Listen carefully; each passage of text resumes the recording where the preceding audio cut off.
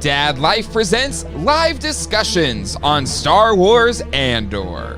So sit back, relax, and enjoy the show.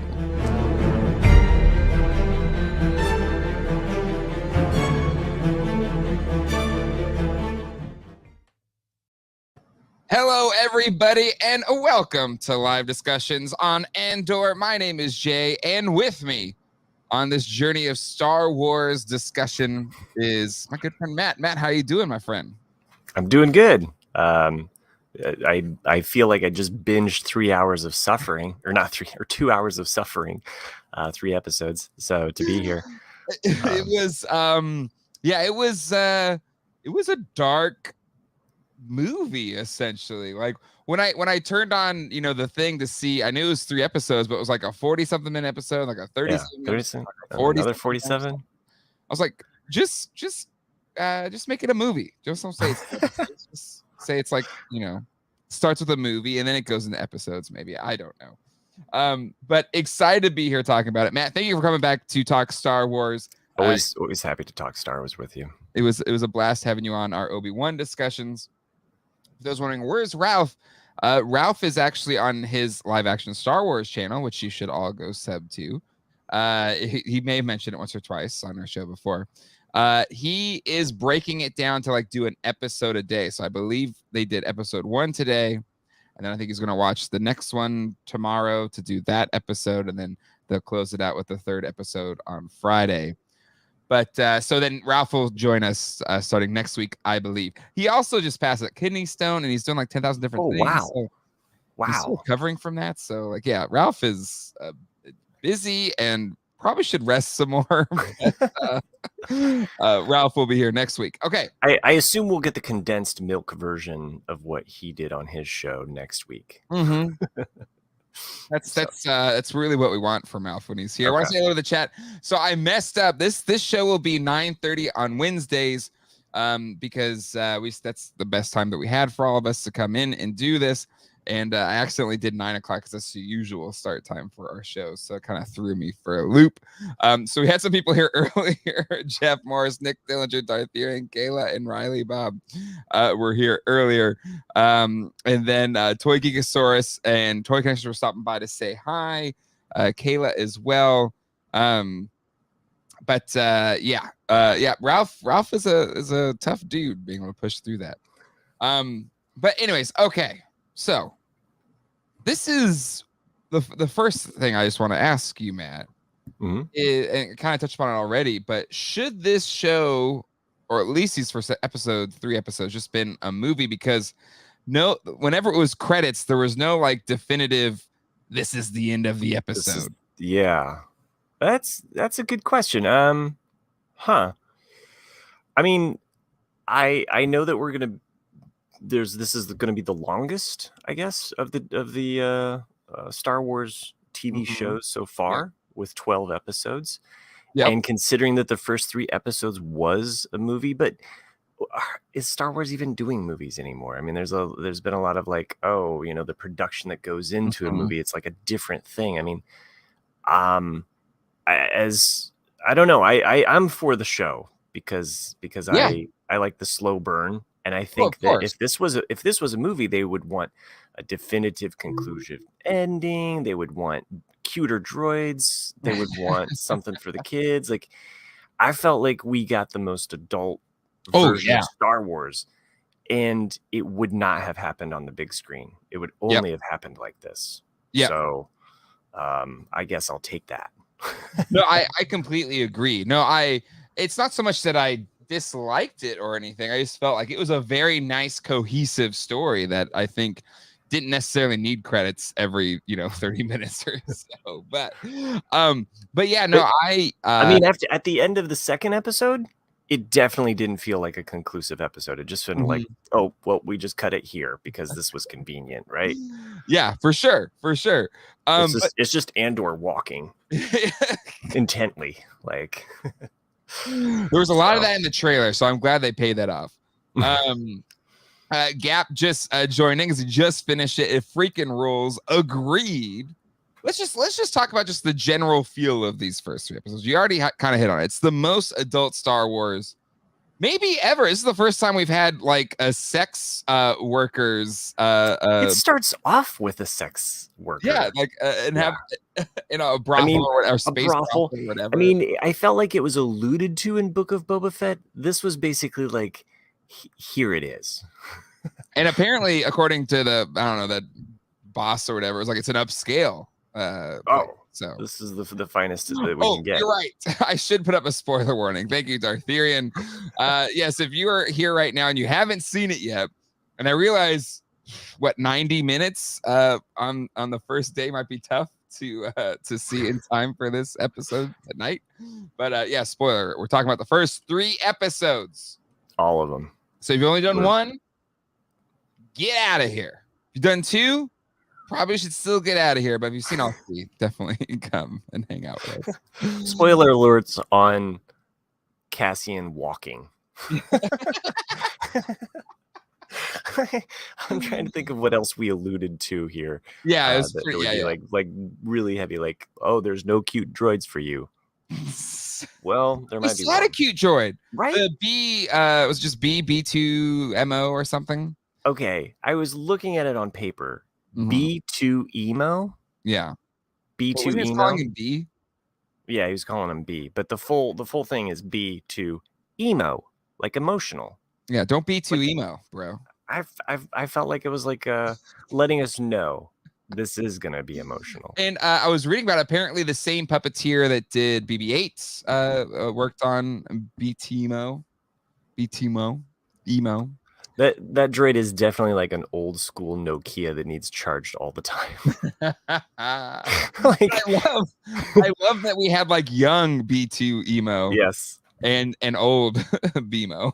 And was this like a subtle Force Awakens reference in the fact that like it's a red droid that has a yellow leg that's like, oh, it's like the inverse of the C. Yeah. I like that. I like that a lot. So no, I think just the tone of this, I immediately felt the effect of not being in the void or the volume. Like it just felt, and again, not I think the volume's incredible and like what they're able to do in it is incredible, but I don't know, just it felt like it had more space, it had more it didn't feel like it was, it just felt more real. It wasn't rushed to get to the end or to make a point. Like it wasn't, it was kind of taking its time. I mean, even that whole setup, the whole first brothel scene, and then I love the subtle interactions. Like everything's a little bit more turned down. Like if we're talking about volume, it's like you have to really read between the lines about like when he snickers at those 2 guards and then they take offense to it, and you're like, whoa, hey, I didn't realize you were gonna, and then them following him, and then is this have we had the cold dead-eyed stare in Star Wars? Because I feel like every episode this is their like their trick, like, oh, we're gonna have one character that stares dead-eyed off into space and other characters reacting to the dead-eyed stare, right? First episode, it's the guards. Second episode, it's the leader of their little Lord of the Flies group. Oh, yes. Yeah. And then the third episode, it's Tim and Bix, which I might have a little bit of a crush here on Bix. Well, can I just say something? Just be honest. I didn't have like a name list before this, and so when he said Bix at first, I thought he said Biggs, and I was like, oh, is this gonna be like Biggs' sister? Sister? I got you. Sister. Yeah, like Biggs, just like because Biggs, of course, is Luke's friend. His contemporary Biggs, if he had any siblings, would be alive then, but it's just Biggs. It's B-I-X. It's just Biggs. Yeah, B-I-X. Kaylin or Kayleen. But yeah, I agree. Most of the characters in this show, or at least we saw in these first 3 episodes, were fantastic. So we had Adria Jorna as Bix Kaylin or Kaylin, who you have a crush on. Apparently, people in the chat have a crush on her. Okay, look, I'm just saying that nobody that attractive is working in a mechanic's shop. or a Why scrapyard. not? I just don't buy it. It's the most unbelievable part of this whole show. I can Oh believe my space goodness. travel and aliens. Okay, sorry. Taking this too far. We haven't seen it of Genevieve O'Reilly as Mothma. Oh, Love that can't we're wait for that. getting some Can't Senate wait. action. Stellan Skarsgård did show up in this. Luthen Rail. God, it's Skarsgård. Any Skarsgård is going to be great. Stellan's arguably the best Skarsgård, at least in terms of acting. Okay. No, I still you want my agree? Skarsgård. My Skarsgård. I thought he was great. Skarsgård. I thought he was great Yeah. in this. Let's see. Oh, whew. Kyle Solar as Cyril Karn. Oh my The gosh. the Yes. going way above his head because he wants to be a Okay, this character reminds me of Clovis from Clone Wars. So if anybody is familiar with the Clone Wars cartoon, he has a very Clovis vibe. Like if you took him and you were like, I want a real person that looks like Clovis, boom. Yeah. This, and also a little bit of Dwight mixed into it, where he's like, he's got to Right? be the like he's It's got like this is the rules. We can't let this happen. And but then I kind of it's like his superior is right. It's just like, what do you like? You know, these are troublemakers. They're in a brothel. Like this is clearly they got what they got. They shouldn't have picked a fight with. Leave it. Yeah. And the whole thing, you know, goes foobar on them at the end of the episode. And so, you know, I'm curious to see the fallout of that. Is this a birth of a Imperial that's gonna like try and squash the rebellion because he got burned on this because he was an idiot? Or I felt like his sergeant was actually blowing him smoke because he's the one that's actually, I think, gonna and maybe this is giving us a little mirror into the Empire, because everything from the Empire has always been like you basically leap over the other person by shoving them down. And I feel like this could happen with this Cyril guy. I don't know how long he's in this show, if he's going to be a main character, if he's going to be, you know, how many arcs, like because I'm looking at this cast and I'm like, okay, when's this guy gonna die? Yeah, but there's more to it, the way it ended. There's more to his story. Clearly, I don't know. Because there's this comeuppance. Like this, he brought the company cops, the private police into this town. There's blood on their hands. There's innocent people that were killed. There's his own troops that were killed. Like there's a fallout for his actions. He's got so much more blood on his hands if he would have just let the two guards people that were clearly in the wrong go, you know. And so it was a weird moment, because at one point I was like, well, yeah, he's right, you should do your due diligence, and then all of this goes sideways and you're like, you were on his side. I was just like, yeah, dude, leave us alone. No, I wasn't on his side. But when that guy gives him that speech of like, oh yeah, we should stand up and, you know, admit something, you know, I was like, well, yeah, you know, like you shouldn't just slack off on your job and do half measures. But in reality, yeah, no, like what the other his boss is going to destroy him. Yes, it's a clearly overstepped. But you know that this is, I think, we're kind of jumping around here, so I'm sorry. Let's you were going through the cast list, and I got stuck on this guy. Okay. We have Gary Beadle as Clem Andor, his dad, who we Skarsgård's character, what's his name again? Luthen tells him he was hung up and killed. So there's more to that story. And Forrest Whitaker is Saw. We haven't seen him yet. And then we cannot forget Fiona Shaw as his adoptive mother, Marvel. Oh man, yeah, that performance. Yes. We'll get that in a second. Okay. I think that's most of the people that we've seen here. Okay, so let's talk about Cyril, just because we're kind of already talking about. So let's just keep it in this space. But what are your thoughts of these 3 episodes? There's no Imperials, really. This is all this private police force that, you know, the Empire is kind of like, you know, subcontracted out coverage. And across the board, they're all just trying to cash paychecks. Yeah.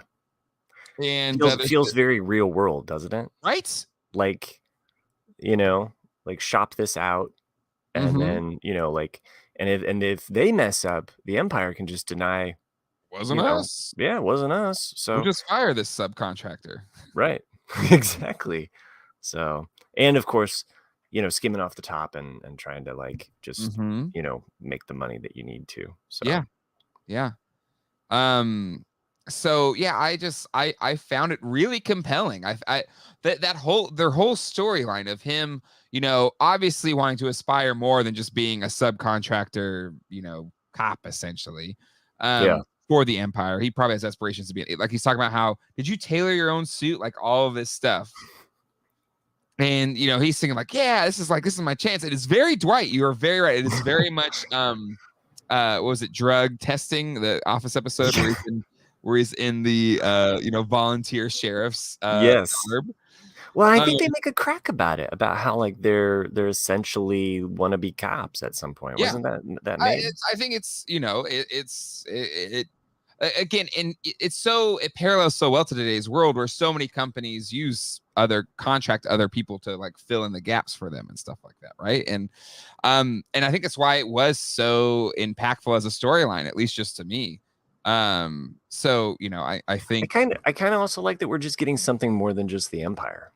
mhm, I mean, we're definitely getting the Empire, but it's yeah, kind of like, okay, we don't need to show the full deck right now. mhm, Like, let's start here exactly. and these building blocks and Well, continue to.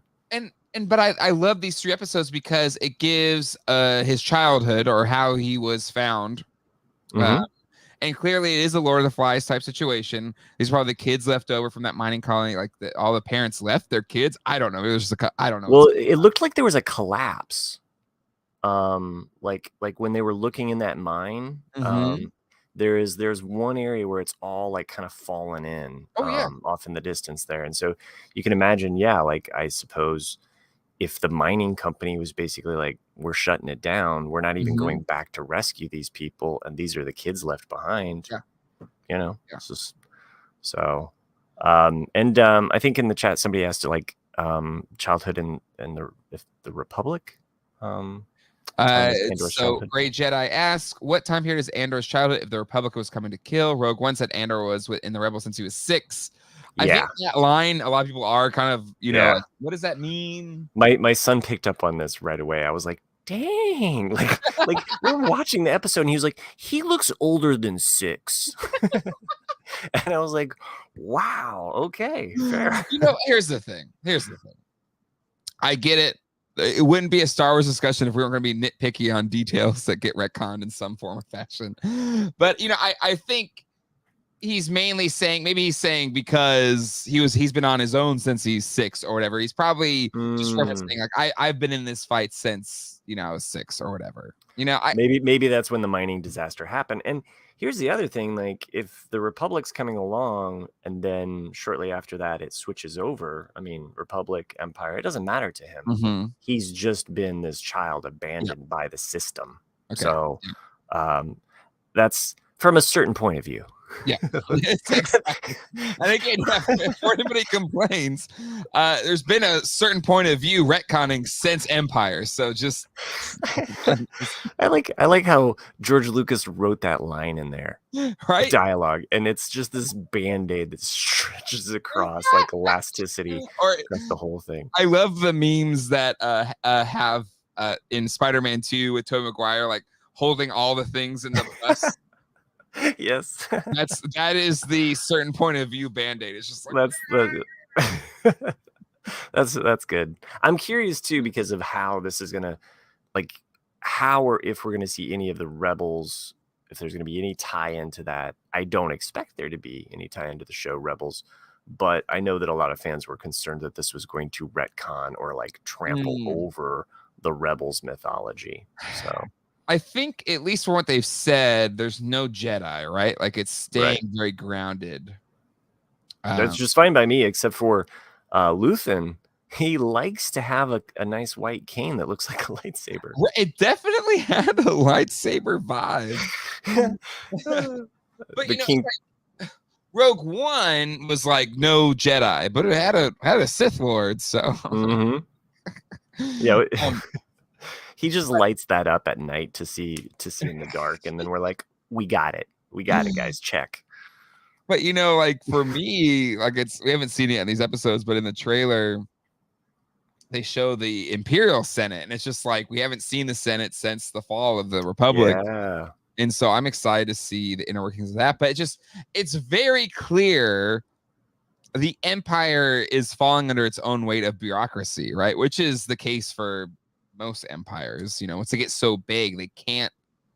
There's nothing that They can can't self-govern. Or you can't keep it all in check. Even if you do brute force, you can't keep it all in check. The Romans, the British Empire, like there's just time and time again. We could just stop with the British Empire. We don't have to keep going. Well, the British Empire is probably the last globally spanning empire. Sure. In the truest sense, like they owned, or they colonized. Colonized. Did the United States ever colonize? We did. The U.S. did, but not to the scope and scale of the Brits. Empire. The Brits take the cake in terms of empirical.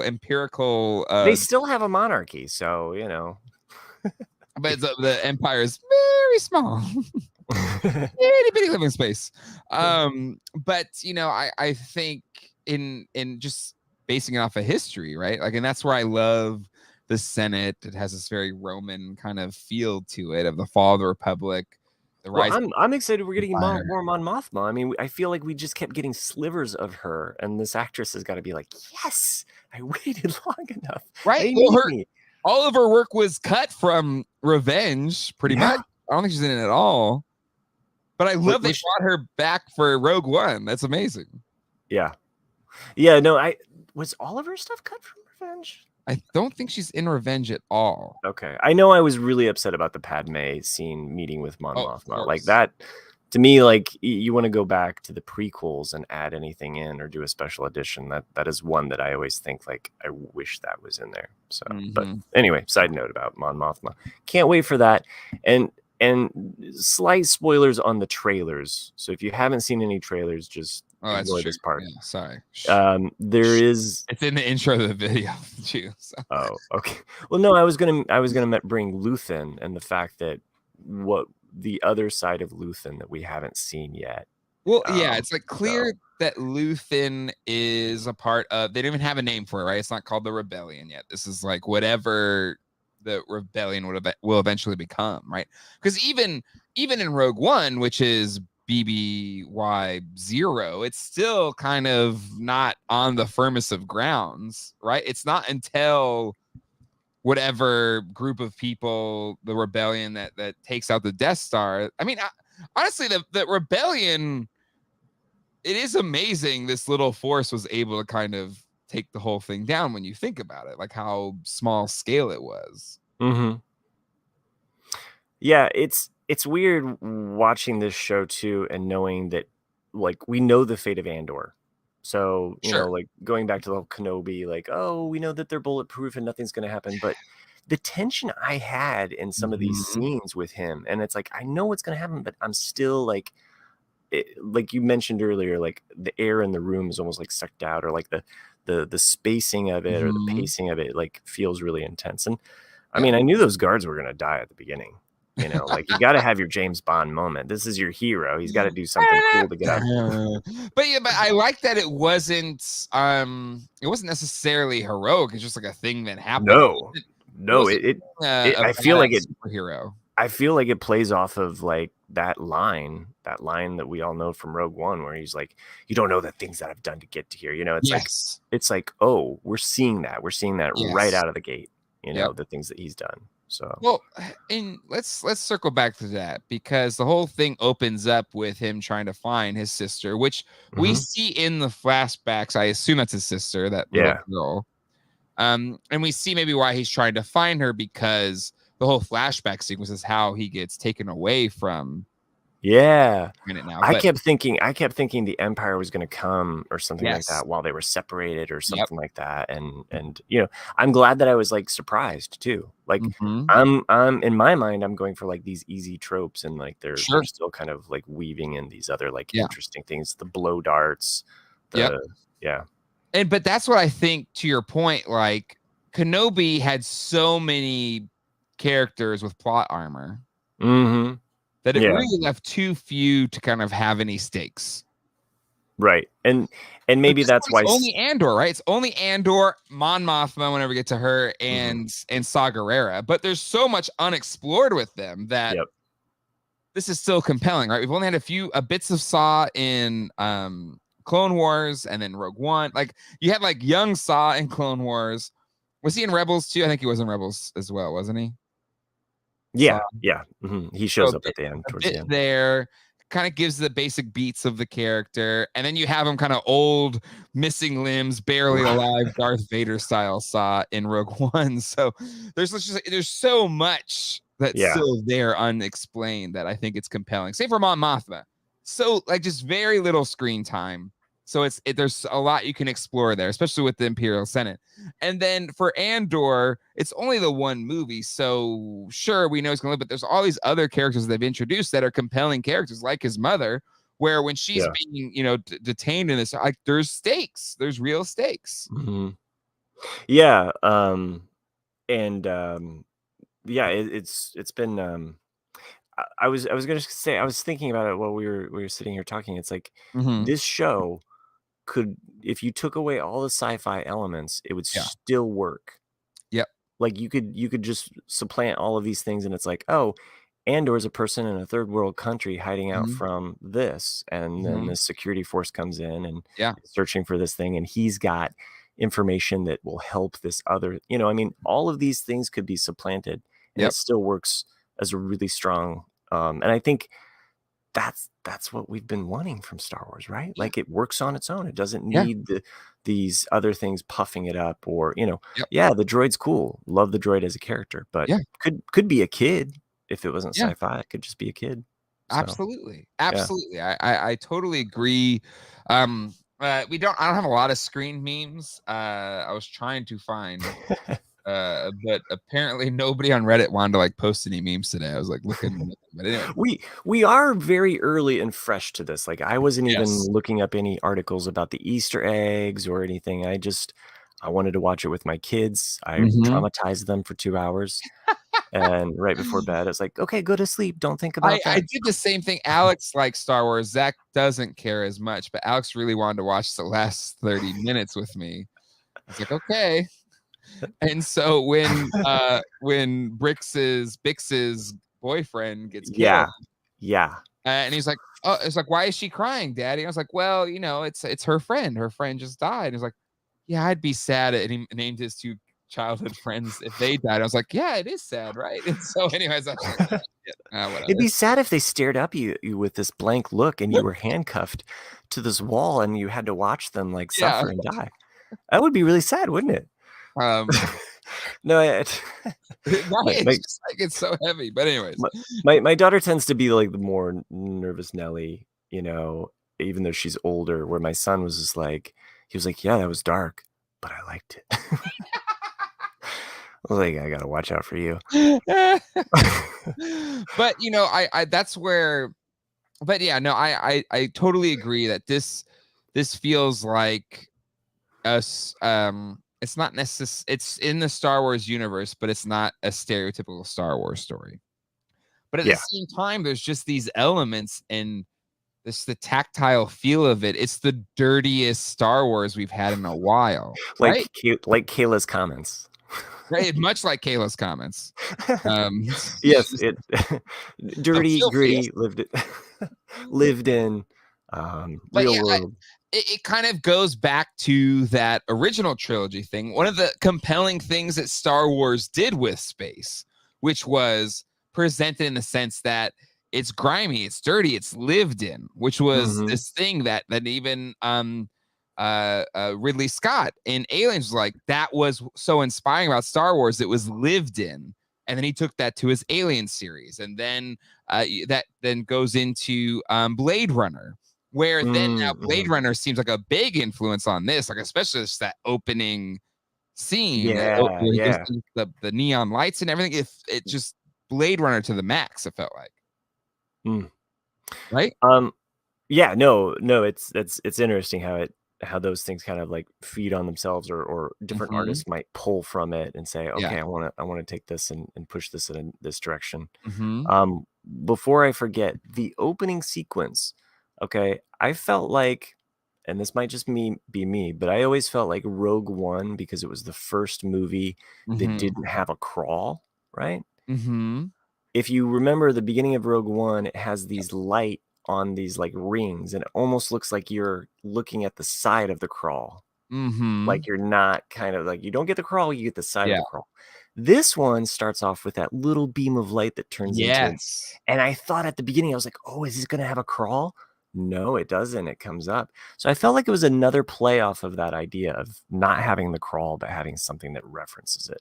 Yep. So. No, I love the opening to this show. Like it just feels epic in a way. And again, watching with Alex the last episode, he saw the little curves like, is that the Death Star, Daddy? He loves them. I was like, no, it's not this. It's just the logo. But this character leads to the destruction of the Death Star. It's true. It's very true. And this, unlike the Rebel Phoenix, which we see in other things, is more of a dagger. Yes. And I think about that with Andor's character. It's a very dagger.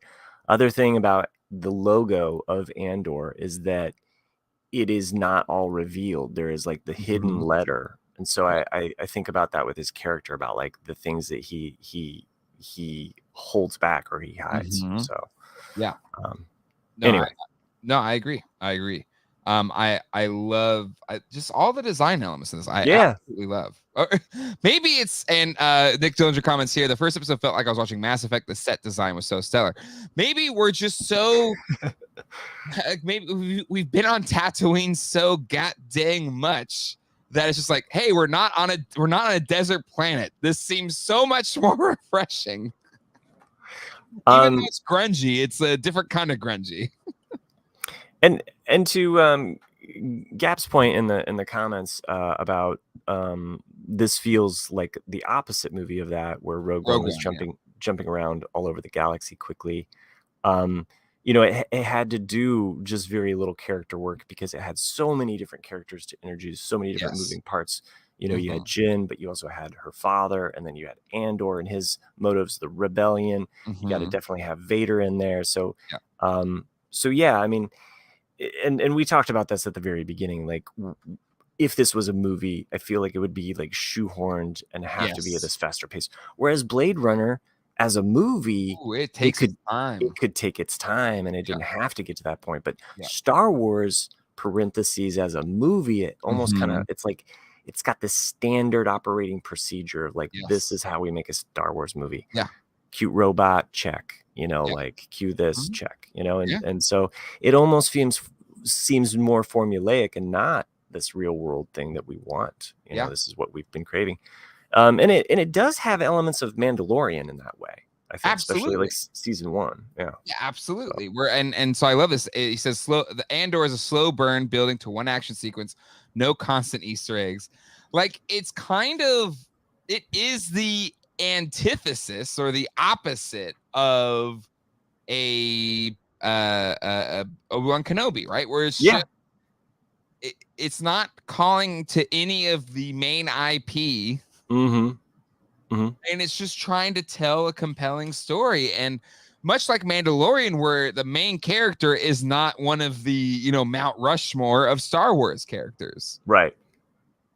And because of that, I think it's freer to just tell a compelling story, whatever that is. And you don't have so many different, like, oh, this video game references this thing references that. It's like it's almost like it can cut through all of those other things that connect to one character. And it can just create and really get deeper with a character than you can with some of those other characters. Kayla mentioning the music, and great. The one episode, my kids noticed it. I think it's the end of the second episode when Andor's walking. They were like, "Yes, this sounds like rock music." And it is. It has like a rock music kind of like vibe to it. So, but with still having that, classical or intensity. So, and I do think the music added a lot to just me feeling on the edge of my seat, even though I saw that little, we got on Disney Day, I think, that little 10-minute thing of Yes. Andor. And I will say, I wish I didn't watch that. Yeah. Because that scene I assumed was like in the first episode, but it ended Me up being too. the climax of the third episode. Mm-hmm. It also, I felt like, spoiled you on the fact that you knew these two characters were going to meet and you knew how they were going to meet. Yes. So I get it. They wanted to get all 3 of those episodes out of there. Mm-hmm. And they wanted to draw people in. Maybe they were afraid, like, oh, people aren't going to like this. This is going to be bashed every week. We need to get this. So I like that they released all 3, but yeah, I kind of wish that I wouldn't have watched that. Same. So, but it is what it didn't ruin it for me. It was still a compelling scene. Mm-hmm. And the action sequence that followed was fantastic. The buildup around it. So this is the one thing, that scene was kind of pulled out and just shown as that scene. Just the conversation. Yeah. Right. Just the conversation.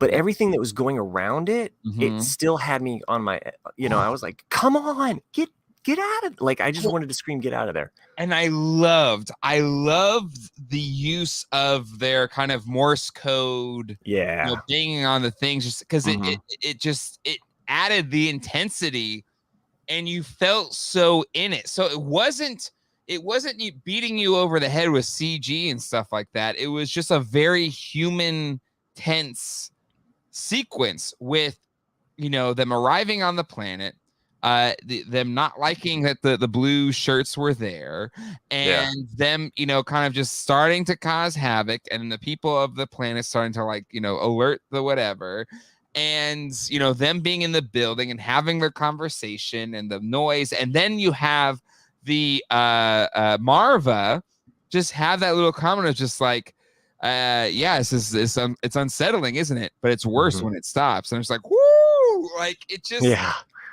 it made it used practical tactile ways to add density without hitting you over the head with CG, and I freaking loved it.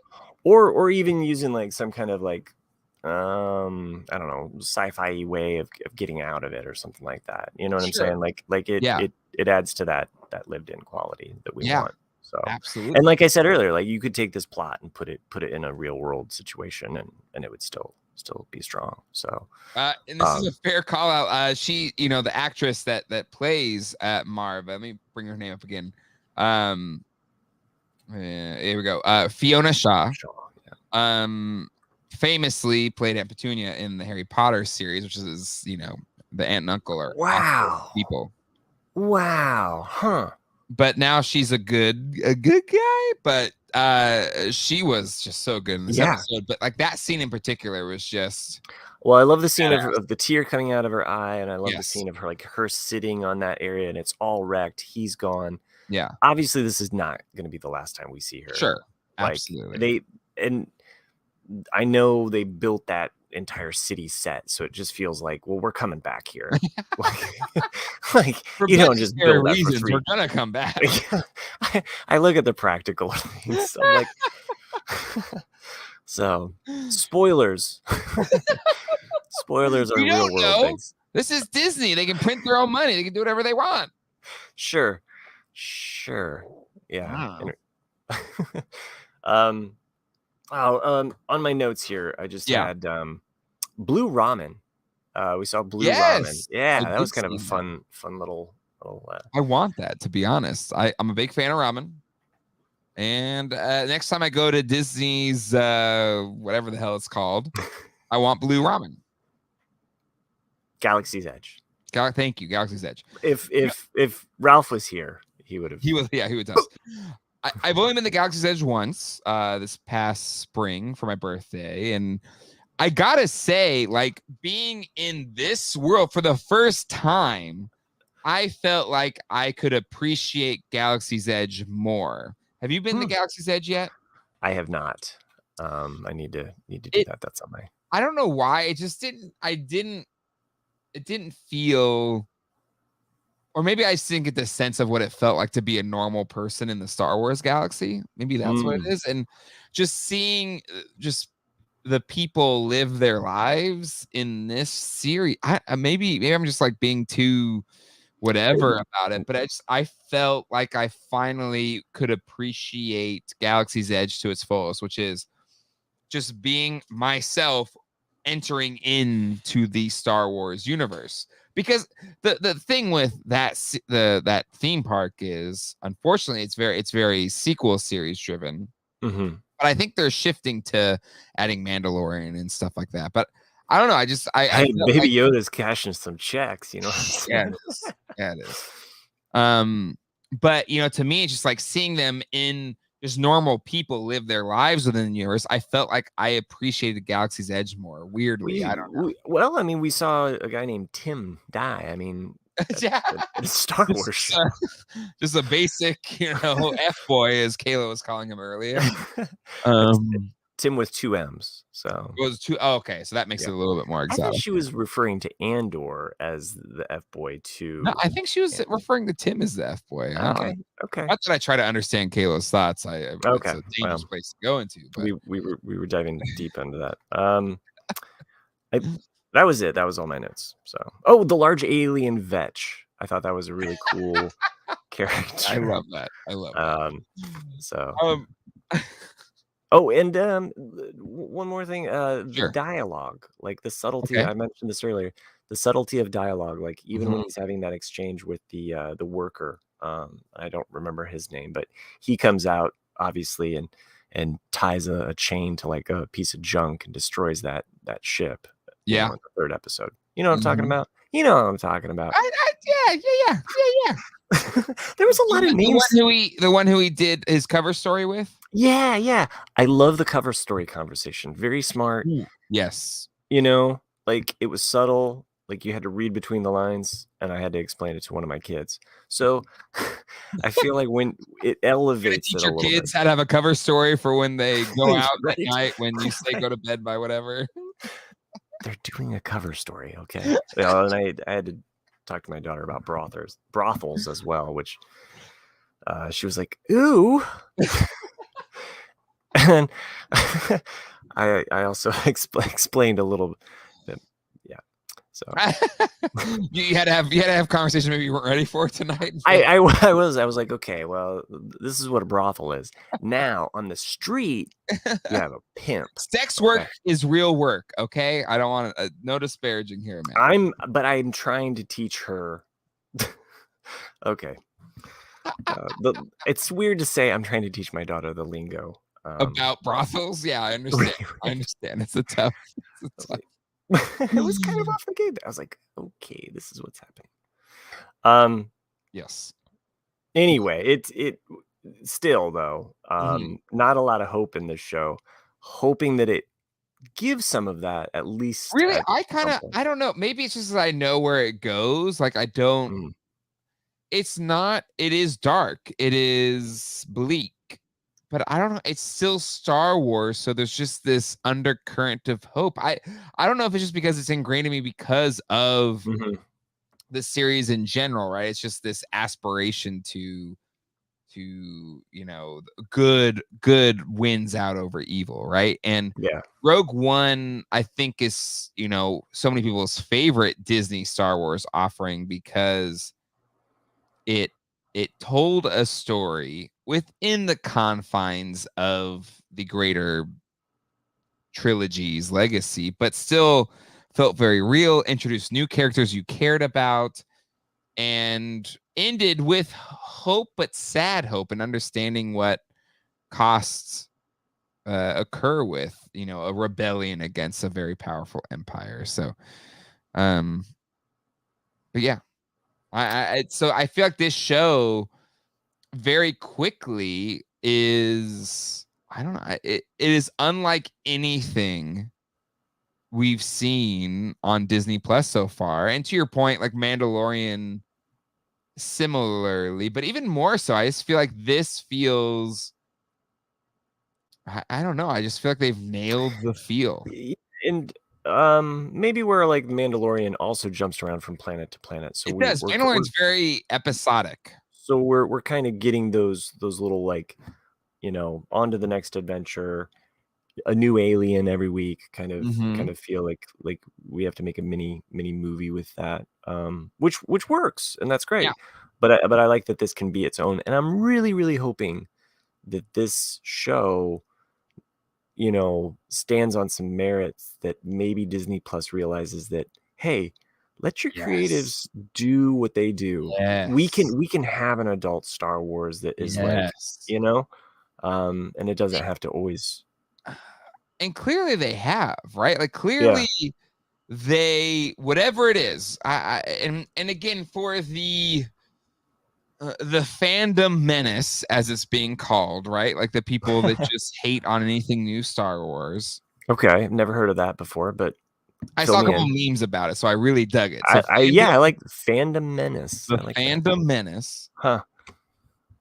they were already like, just again trying to search for memes kind of gets you into the belly of the internet. And there was just so many things like, why are we doing an Andor? It's the lamest character to do a series about blah blah blah blah. They're getting geared up to complain Okay.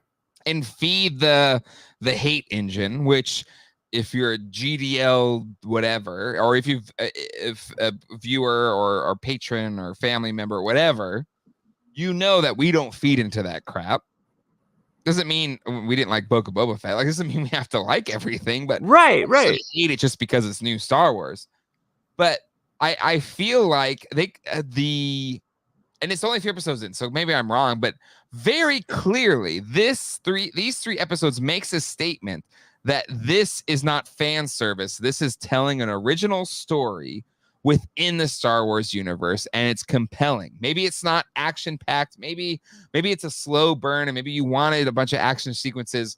But I'll tell you what, the 3rd episode, and it was so simple. The falling, like in that warehouse, and the falling, like machine parts or whatever. Like it was enthralling. I was enraptured in those moments.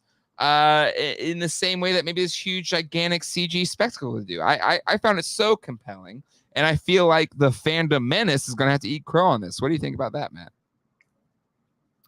I'm processing what Studio Henge just wrote, as well as everything that you just said. What? Studio Henge? Get out of here. Let's see. To be honest, so far, Andor gave me droids, random planet, regular people getting caught in fighting fringes. Loved it. Okay. All right. I'm a huge, like droids fan. Okay. Too. All right. I was like drawn into the droid stuff because I'm a big droids fan. Wait, is Casino Ralph? Do you hate it? Do I need to send you a link right now? Do you need to jump on and yell at us right now? I can send you one, my friend. I'm trying to respect your rest and recovery of craziness. But anyways, go ahead. Yeah, he might be a little testy. Yeah, it's Oh, sorry, that was way. I don't think Kenny's song comes from there, my friend. But okay, all right. I appreciate the joke.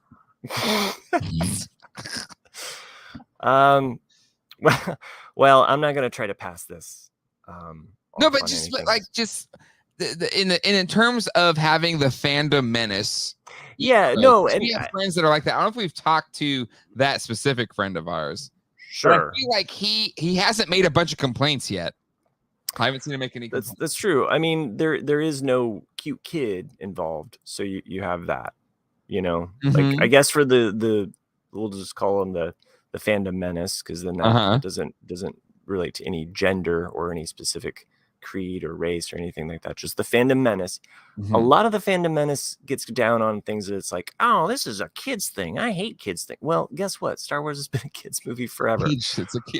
Right? Like, so all right, well, this is just fan service because I didn't want to see Leia in this, and why does she have to be a kid? This just throws a whole monkey wrench in it. It's like, well, can we just see what happens? I mean, this is still better than. Hold on, Nick. You're in trouble now, Matt. You're in. I like that. That's pretty slick. All right, so I just think that there are certain types of people that like to kind of like it's not there, so they don't like. I can enjoy Kenobi as much as I can enjoy Andor, and I like how Andor goes farther. Yep. And Book of Boba Fett can be Book of Boba Fett. I've met other people that are not Star Wars diehard fans that are just Mhm. casual, like, put it on. I like it. It's like one of my favorites, And I'm like, okay, I guess this show's for you, And I'm always happy that there are so many different facets to Star Wars that people can. Kayla asks why you have a southern accent when you're describing the fandom menace. I was not. Don't put accents in my mouth. No, I'm not going down south again. Hell. Sorry, this was getting too blue for GDF. But I do think, I don't know. It set the tone from scene 1, act 1, and it never deviated from that. And I really, I'm glad we're getting appreciate 12 it. episodes because Yeah, we're and only 12 a quarter episodes. in. Sure, we knocked out 3 out of the gate, so we have 9 more to come. Mhm. And yeah, I feel like it's only 3, so it's hard to say how this is gonna go down the road. But I just found it.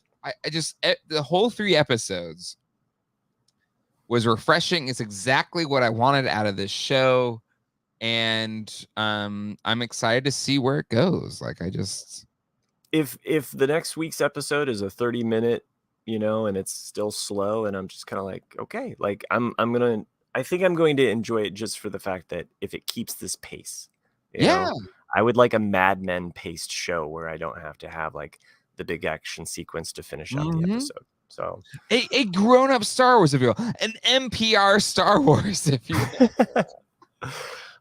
As far as I know, 12 episodes is what I read. I can't remember where I read that, but yeah. Hold on. So let's internet check this. Okay, yeah. This is a live show. Why couldn't we just check to see if this you fact check me? You can Matt check me. You can tell I have the same browser up that I had for Toy Geeks.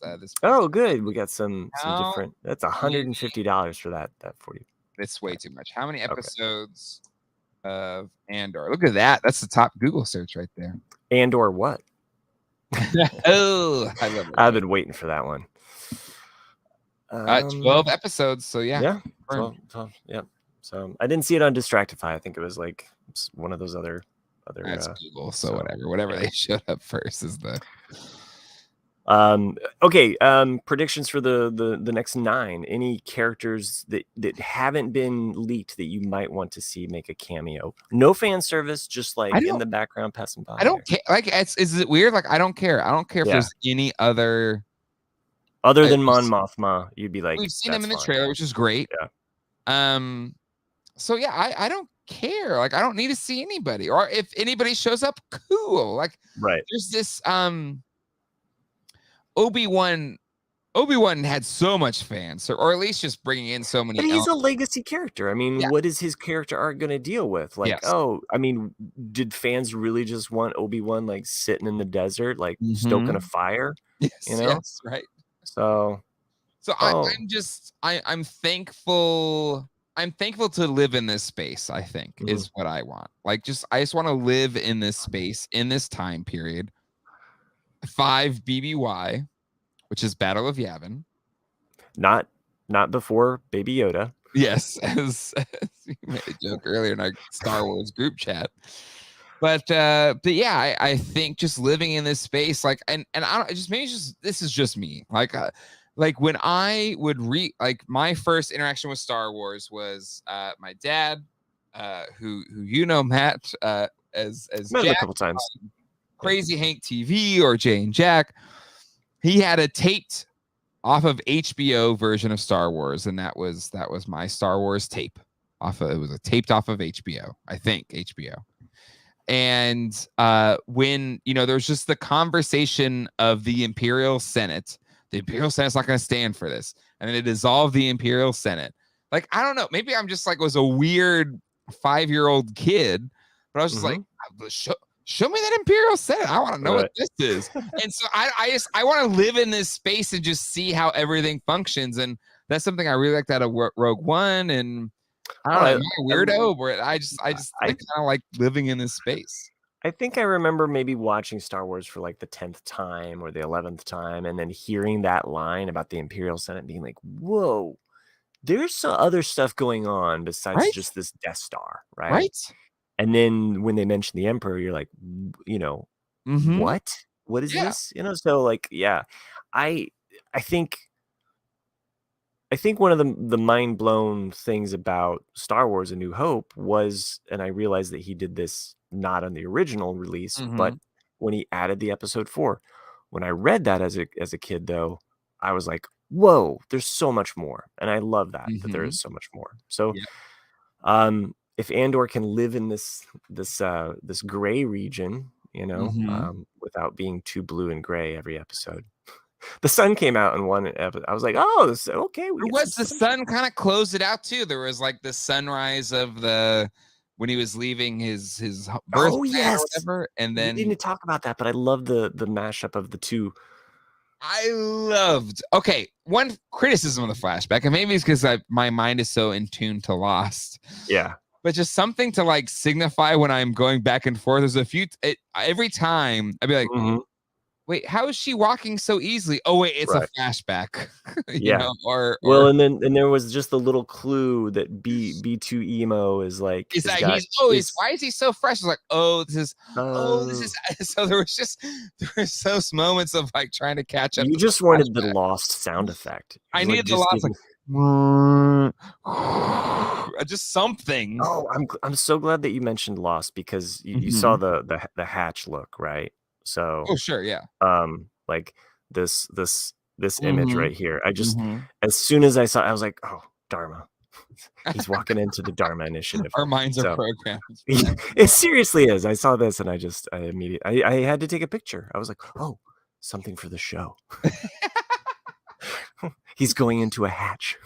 Um, let it explain Rhoda the Hutt was disinherited for funding the early rebellion. Hmm. Thoughts on that? Uh, sure. I mean, I would even love a throwaway line like that. Mhm. Connect in some, I don't need it like all like here's another hut because sometimes I don't like seeing huts. I like to hear about the huts. I Wait, don't you really don't dig. like seeing huts? It's very interesting of you. Yeah, I'm a anti-Huttite. Wow. No, I liked them when they showed up in Book of Boba Fett because it was like new huts, so I was like Mhm. excited. And it's something that I've been hoping to see out of the Mandalorian. In fact, that was one of my predictions Oh. at one point, is that we were going to get to go to Nar Shaddaa or Nal Hutta and see Mhm. like this hut world. Yeah. Yeah. So, but I'm with you. I'd like them to keep this so that I don't have to be hit over the head with like, Mhm. "Oh, hello there," like all of a sudden Kenobi's But like I hanging love out with I don't Andor. it's in Obi-Wan, I loved it Mhm. because it's Obi-Wan. So like Yeah. I just it's fine. Hit me with the whatevers. But in this, it's just so refreshing. It's just nice to live in. It's so nice to live in it. I think there was that one yellow armed load lifter guy alien in the background that I was like, was he in Force Awakens or was he in Kenobi? He's kind Mhm. of in the background of one of the scenes. There was a Y wing, the head of a Y wing in Yeah. the shipyard. We Yep. also saw another VCX, like the Ghost, but it was a different style. Mhm. These are just things that I picked up like as I was watching with the, and trust me, my kids are on it. They're like, "Dad, that's blah, blah, blah, go back." So So I'm glad your kids were that because I didn't give two craps about a single Easter egg, and I loved it. yeah, Loved it yeah. because if it was there, it wasn't in my face. Like, oh, okay, cool, that's cute. No, I'm with you 100%. I'm digging it. So Um, Studio Henge, yeah, let's build out a whole new corner of Star Wars universe before we join up with Rogue One. I'd love that. Lots of drama, lots of characterization, please. And again, that's where I think these episodes are so promising because it set its tone, it set its place, and I'm excited for it. yeah, Darth, let's bring back Hut Jedi from Legend. I suppose by next week you'll have a lot more memes to screen. My question here is, okay, so say, well, however, Disney Plus is a fascinating thing, right? Like, it's Mhm. just I don't understand what Disney's strategy is when you're putting movies on Disney Plus that would probably do well in theaters, like Yeah. this Pinocchio. Like, we watched Pinocchio, which wasn't a good, it was awful. but it would probably make good money in theaters because there's so few movies. Like we're like every weekend as a family, like what movies that? It's like there's nothing as a family we could go out to see. So whatever.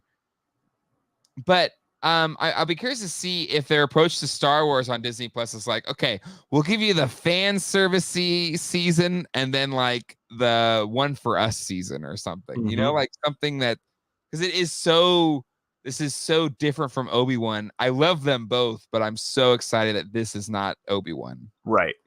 Yeah, like I said, let the directors and the creatives have their own voices and visions, Right? without coming in and being like, oh, it's got a shoehorn into this. That's why I think, like, I mean, until I see a Star Wars movie that the director gets to do what they want to do, and it doesn't, like, you know, well, I mean, that said, I mean, Rian Johnson, he got to do, you know, and J.J. I Abrams. love but, that movie. And but I just think the different to tones. death You know? saying I love. Yeah. I'm not arguing here. What is the debatable how much it would? Oh, I think he's talking about maybe Pinocchio. But here's the thing. Family movies, like there's a so reason hard. the highest grossing franchise of all time, Minions. Okay. Because it's a family movie. Like I just like no, I mean, like you get to that point where you're just like, I want to take we're stuck in the house, we want to go out to a movie and the kids will like it, whatever. When will movie theaters decide like, hey, we could make money off of just offering, like, you know? So I mean, that's on the movie companies and their weird stigmas. Yeah, I don't know.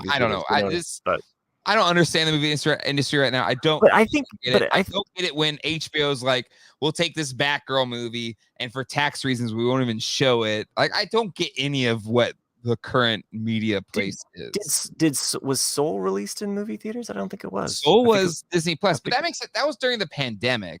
Yeah, that was. But it was such a good movie. I liked that one. I love Soul. Yeah, I reference Soul a lot. And I always feel like great film. I loved it. I loved it. Well, mainly the being in the zone. Go ahead. But yeah, parents need to bring all 8 of their kids to an air conditioned theater for. Like, it's just I only have 2 kids, thank God.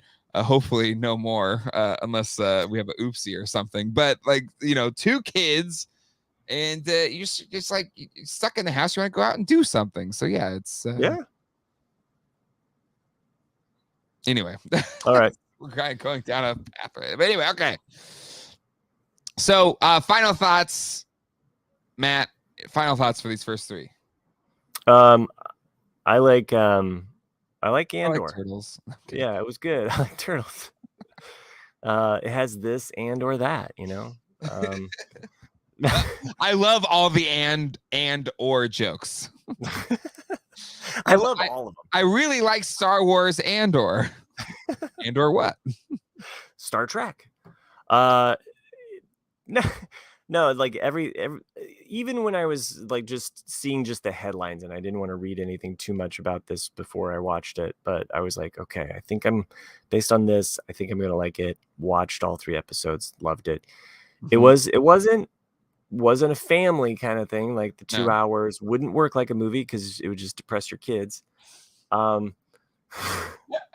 But I know that they will look forward to seeing it every week because it is Star Wars and you know, there's these established characters that they do enjoy seeing. So, but yeah, this is great. I do like the flashbacks. Really enjoyed the fact that we're seeing and I'm hoping that we get to see even more of that progression. Like what happens after that. If we have 2 stories going, that's great. I love that. So, and I mean, of course, you did a whole show about a show that did that, whole podcast. I love flashbacks as a storytelling mechanism, obviously, as you know, my first podcast was about Lost. And, you know, I think the only thing I would, luckily, I just based on the trailers, I know we're getting more flashbacks. And hey, at least he's not in a Bacta tank, right? Right. And so there, from what I gather, I feel like the flashbacks might be him shaven or something. So there might be an easy way to tell. The only thing I care about flashbacks is I want to quickly know I'm in a flashback. Right. And the only criticism I would have of these first three is it like took me a second, depending on how the scene was set up, to be like, what is? Oh, okay, we're flashback. Like I want to like quickly know a little more. Yeah. Just I don't know, like, or sometimes they'll change the filter or they'll make it more grainy or something. Like whatever. This is all in yellow orange tones. It was shot in Yes. Mexico. We know that. What was that show that? Oh crap! I forgot what that show was called. It was a CW summer murder mystery show. Oh, I forgot what it was called. I remember Traffic. The movie Traffic used that really heavily. You know, so specifically. Yeah, it's just something to kind of just like I don't know, just say, hey, you're in a flashback. No, I mean that's a fair. Maybe we're just old, Matt, and it's just like, it's a flashback. Duh. I gotta watch this to figure out what's going on. Don't make me have to think about stuff. Not Arrow. I mean, Arrow. We watched Arrow, but it was very much a like. I know what you did last. It wasn't. I know what you did last. Like Colleen is podcasting right now about Survivor. I would ask her. I forgot what it's called, but anyways, okay. Great show. It's a great show. I'm loving it. So I have a Star Wars and or meme. Oh, you do? I've one. I can find one. People that make memes, make more memes for this show. That's my one ask.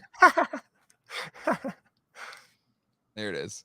It's crazy what happens when you don't have a legacy character to carry the advertising, so you actually have to make the show be good. Ooh, yeah. That's fair. It's fair, but you know, I don't like the fact that it's kind of a dig on Kenobi, because I did think Kenobi was stronger. I like Kenobi as well. I will not stronger than this show. No. I mean, I'm just right now to me they're apples and oranges, and I'm Kenobi had a impossible deliverable, right? Like it was giving you a time period where you knew before, you knew after. Yep. The stakes could never be that high, and I think it delivered within that. It is like what does they say, like flying a camel through a needle's eye kind of thing. Like sure, it's a, you know, so. Yes, Nick Dillinger. Me memo is just a regular email. Let me pull it up here. It's just geekdeadlife@gmail.com. Really quick, he's like making 5. So I wonder if I can get these to him before the end of this show. I still ride for. I really dug Kenobi. Like, come on, like just the final battle. Even if you can say the final battle between Anakin or Darth Vader and Obi-Wan's like, why didn't he just kill him? I don't know. I enjoyed it, so I'm not gonna be a pain in the butt about it. I don't know. Don't go all fandom menace on me. Exactly. Yeah. So, exactly. The Kenobi Vader duel was fantastic. Mm-hmm. Like Bullseye, I want Brad with my T16 back home. Sure you do. Sure you do. No, I'm looking for more episodes, and hopefully they bring back my favorite character. So, who's your favorite character? I'm sorry. It's a toss up between Vetch and Bix right now. The big, really, tall alien creature. Or Bix will be back. Don't worry, Bix will be back. You don't kill Bix's F-boy and not have her story continue. Yeah, fair. He's coming back to this city. I just have to keep holding on to that. So, I want to thank the patrons that make this show possible. I'm going to put a full list of them right here. Thank you to all of the patrons of Geek Dad Life. I'm bringing back my girlfriend, baby. Listen, they're all B2 Emo. I was so sad B2 Emo didn't get on the. I was like, no, you got to go with him. You're our only. Me too. I love Blank Man's one of my favorite movies as a kid. Like Blank Man. You remember Blank Man? It's a Wayne's Brothers movie. Yeah, I've seen it, but I'm blanking on it. Well, there was J5 was his robot. He made out of like a washing machine. But like J5 takes this bomb and then runs, like saves the day, but he dies. Yes, the bomb blows inside him. And then Okay. Blake Man's like, J5! J5! As a kid, I was like, he killed J5, saved him. But anyways, that's why I'm saying B2 emo should be that. Anyways, Blank Man, great film. Yeah, I'm gonna be looking up some Blank Man stuff right now. So anyways, all right. So next Wednesday at 9:30, we'll talk about episode 4. Ralph will be here, hopefully more recovered from his insane kidney stone. And Matt, thank you again for joining us for this Star Wars discussion. No problem. I've given up my own podcast show and just joining this now. Yeah, yes. Owen and Brews Barbecue. Like, do you think your co-host might be more tolerable for an Andor discussion? They probably will be, though. They probably would want to, you know. So I mean, only so many nights in the week. So we'll see. We'll see what happens. So by the way, follow me on at everyday_. Oh, there you go. Is that at Twitter or at Instagram or anything? Instagram and TikTok right now. So those are the two things. You can check out my artwork there. So that is the one thing that I'm promoting. So all right. Yeah, Matt, you are a fantastic artist. And some of the work is there behind you right now. So yeah, follow at Everyday Inventors at Instagram and TikTok. And we'll see you next Wednesday. Until then, hasta luego and goodbye. Have a good night, everybody.